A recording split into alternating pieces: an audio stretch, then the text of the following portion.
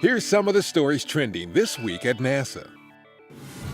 The Expedition 4849 crew that launched July 7th from Kazakhstan arrived as scheduled at the International Space Station July 9th Eastern Time. NASA astronaut Kate Rubins, cosmonaut Anatoly Ivanishin of the Russian space agency Roscosmos, and astronaut Takuya Onishi of the Japan Aerospace Exploration Agency were welcomed aboard by Station Commander Jeff Williams of NASA and flight engineers Oleg Skripochka and Alexey Ovchinin of Roscosmos. In the coming months, the crew is scheduled to receive supplies and experiments from several cargo spacecraft.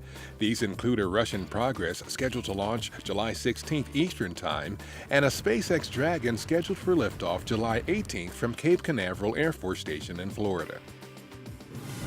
The 5th Annual ISS Research and Development Conference took place July 12th through 14th in San Diego. The event, hosted by the American Astronautical Society and the Center for the Advancement of Science in Space in cooperation with NASA, featured leaders from NASA and the government community, industry, and academia discussing how use of the International Space Station is helping to push research to new heights. Attendees explored innovations and breakthroughs in microgravity research, life sciences, materials development, technology development, human health and remote sensing, the potential applications for space-based research, and the economic benefits of increased commercial activity in low Earth orbit. The team developing NASA's next rover mission to Mars has received a go-ahead from the agency to proceed with building the rover for launch in 2020. A July 15th Facebook Live event from NASA's Jet Propulsion Laboratory featured updated news about the Mars 2020 rover and its mission. It will be almost identical to the Curiosity rover currently on Mars, but will have enhanced landing technology, the ability to prepare soil and rock samples for return to Earth, and microphones to capture sound. The rover will look for signs of past life in a region of the red planet where the ancient environment was favorable for microbial life. This color image from NASA's Juno spacecraft is made from some of the first images taken by Juno Cam after the spacecraft entered orbit around Jupiter on July 5th.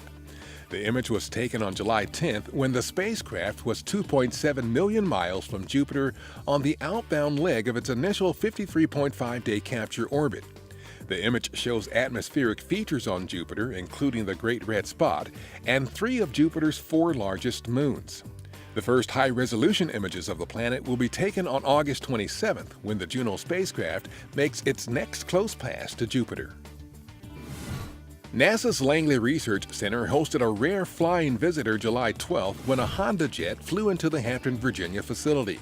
The Honda jet is one of a relatively new class of airplanes called light jets, designed to carry up to 7 passengers and be fast, safe, reliable, and able to use very small airports. Light jets were developed in part with the help of research done by NASA's Advanced General Aviation Transportation Experiments Alliance and its follow-on, the Small Aircraft Transportation System Project, both led out of Langley. For only the second time in a year, NASA's Earth Polychromatic Imaging Camera aboard the Deep Space Climate Observatory satellite captured views of the Moon as it moved in front of the sunlit side of Earth. The series of lunar photobombing images show the Moon moving over the Indian and Pacific Oceans July 4th and July 5th.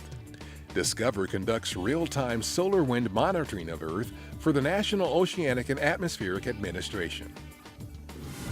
A new video released on July 14th, 1 year after NASA's New Horizons spacecraft conducted the first-ever flyby of Pluto, shows what a spacecraft might see during an actual landing on Pluto.